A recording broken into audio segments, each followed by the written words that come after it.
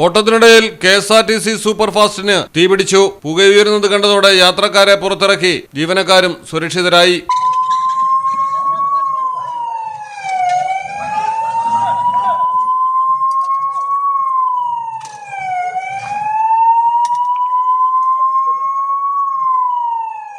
കൊല്ലം ചടയമംഗലത്താണ് തീപിടുത്തം. പുനലൂരിൽ നിന്നും തിരുവനന്തപുരത്തേക്ക് പോവുകയായിരുന്നു സൂപ്പർ ഫാസ്റ്റ് ബസ്. 8 യാത്രക്കാരായിരുന്നു ഉണ്ടായിരുന്നത്.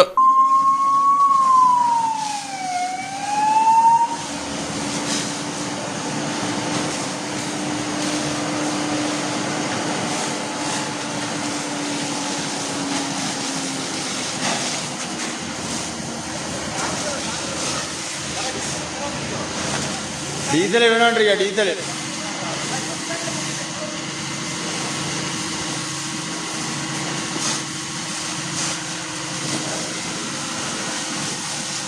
പുകയുയരുന്നത് കണ്ടതോടെ ഡ്രൈവർ വാഹനം റോഡരികിലേക്ക് മാറ്റി നിർത്തി യാത്രക്കാരെ സുരക്ഷിതരാക്കുകയായിരുന്നു. കടയ്ക്കലിൽ നിന്ന് ഫയർഫോഴ്സ് സംഘം എത്തി തീ നിയന്ത്രണ വിധേയമാക്കി.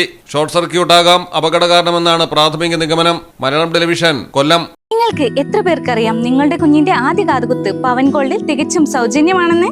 എന്നാൽ പത്തരമാറ്റ തിളക്കത്തോടെ 10 വർഷമായി പവൻ ഗോൾഡിൽ ആദ്യ കാതുകുത്ത് തികച്ചും സൗജന്യമാണ്. മാത്രമല്ല പരിചയസമ്പന്നരായ ലേഡി സ്റ്റാഫുകളാണ് നിങ്ങളുടെ കുഞ്ഞുങ്ങൾക്ക് കാതുകുത്തുന്നത്. പവൻ ഗോൾഡ്, തിരൂർ.